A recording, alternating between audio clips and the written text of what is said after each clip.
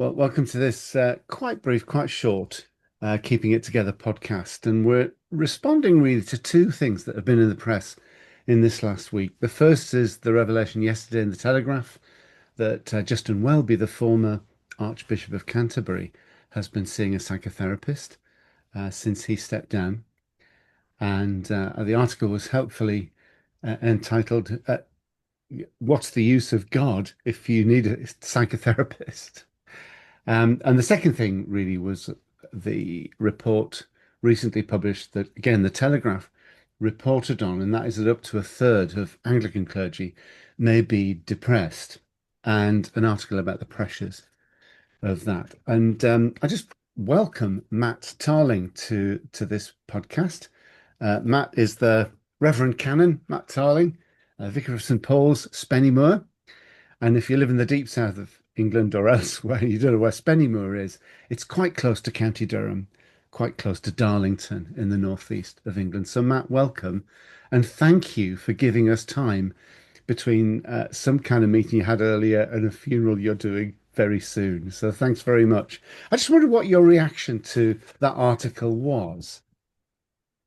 Well, I mean, we can chuckle slightly about the fact that we're recording this in between two things, Uh-huh. and note that the article does point out about the way in which I think one of the things that does get clergy down is often that you are going from one thing to the next, and the capacity is just not able to match the need often in terms of your diary, and so it's yes, we do sort of have a wry smile on our face as we think about Yes. Yeah. having a busy morning. And I count myself as being reasonably fortunate in that I look after just two churches, St Paul's in Spennymoor and Whitworth, and that doesn't compare to what some people are experiencing in carrying the load for lots and lots of churches. Hmm. Um, yes, so I think having read the article and heard the news about our former Archbishop Justin Welby, I think that with the latter, it doesn't surprise me. And I think I would push back on the Telegraph and say, uh, God has provided us with each other, and that's why we have Hmm. psychotherapists, because uh, at our best, we're able to look after one another. I Um, sometimes think, Matt, that quite a few columnists on the Telegraph could do with spending time with a psychotherapist. Probably. Yeah.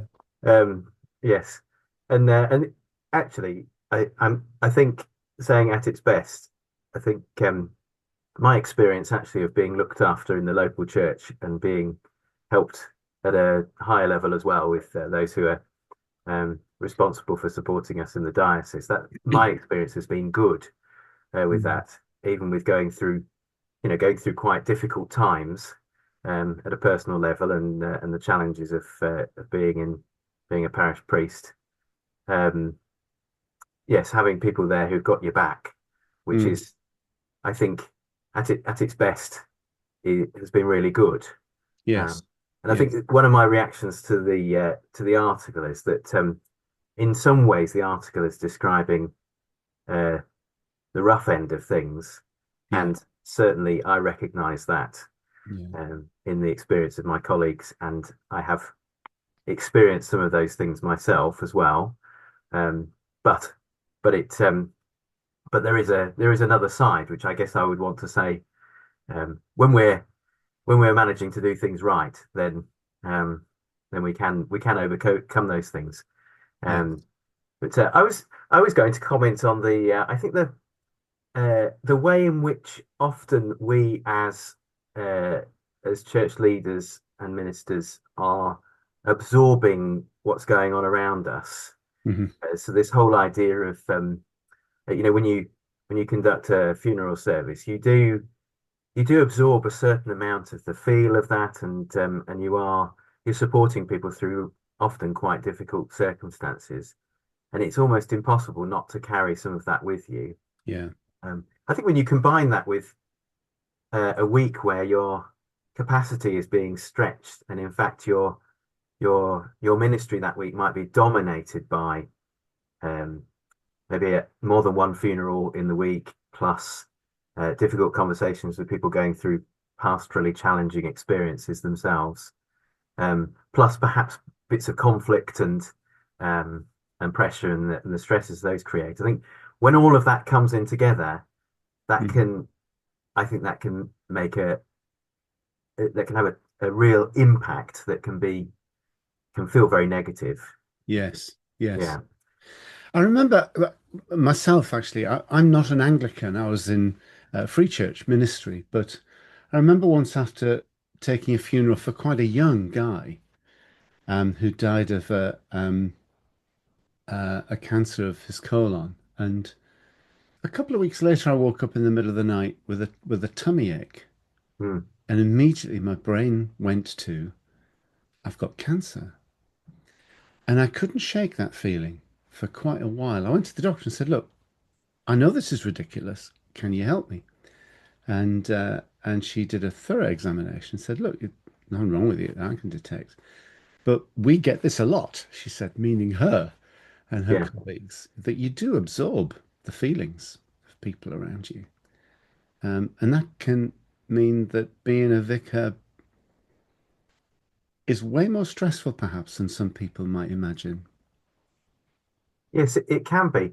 It's a hard one because you wouldn't want it any other way in some ways, because Mm, to be the opposite of that and to never, to have no empathy, maybe yes. to be incapable of really connecting with where people are at Hmm. feels like such an awful way of Yes. of doing things that you wouldn't want to go down. You wouldn't want to end up sort of ministering out of that sort of way of thinking and feeling. But Hmm. yes, it can be, yeah, in some ways it's exacerbated by the fact that you're doing it in a context where you don't have much time to stop and reflect, and Yeah, it's in the middle of the night, isn't it, when the things are that's then right. waking you up and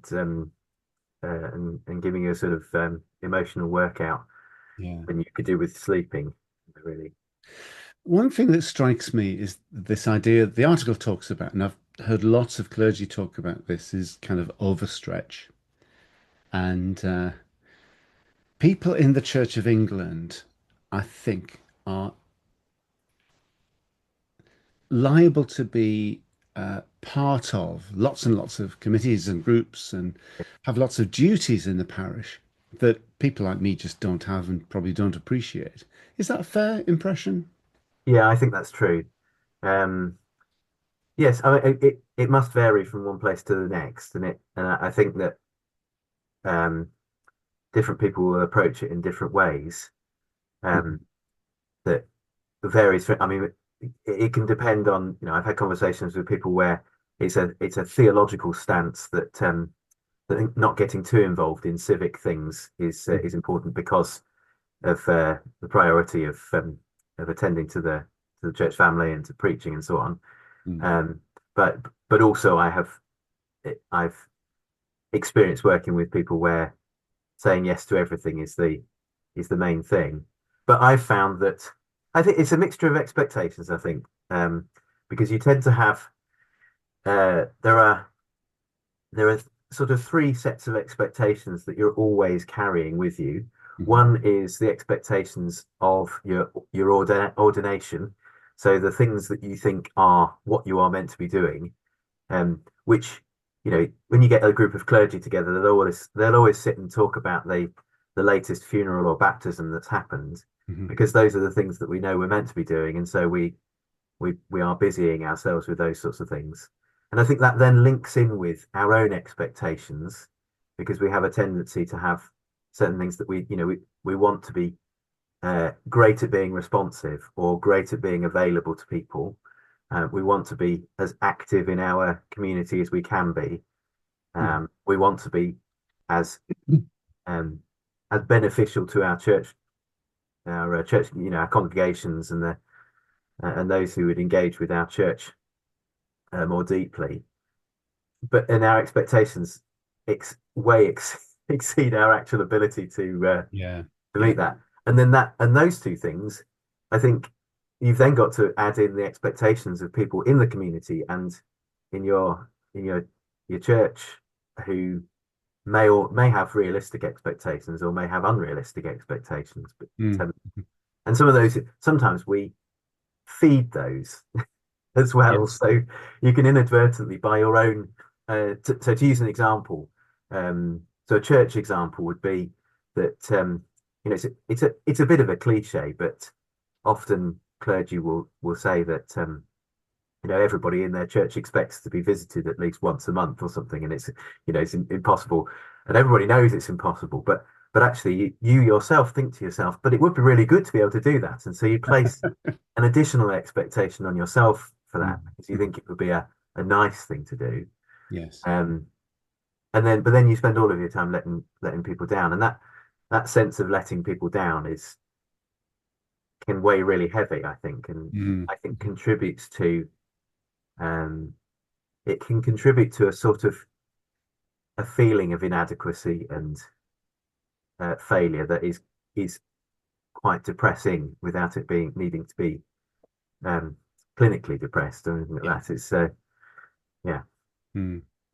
And that's quite helpful in the sense the report the Telegraph's quoting doesn't say that a third of vicars are clinically depressed. It no, says that up to a third, between 29 and 35, I think is the figure, may be feeling that low mood or mild depression.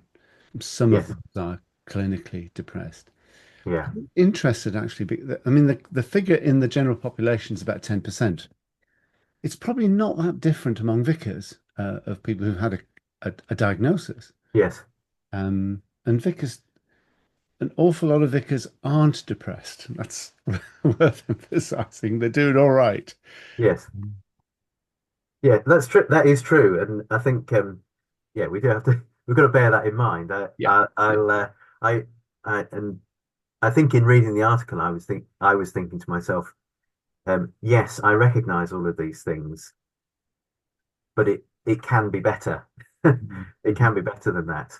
Yeah. Um, Although there are, I think, I mean, that some of the problems that arise, I think, with being in a big organisation like the Church of England, is that there's a sort of organisational overstretch at times because of expectations and because of obligations to state and community and so on.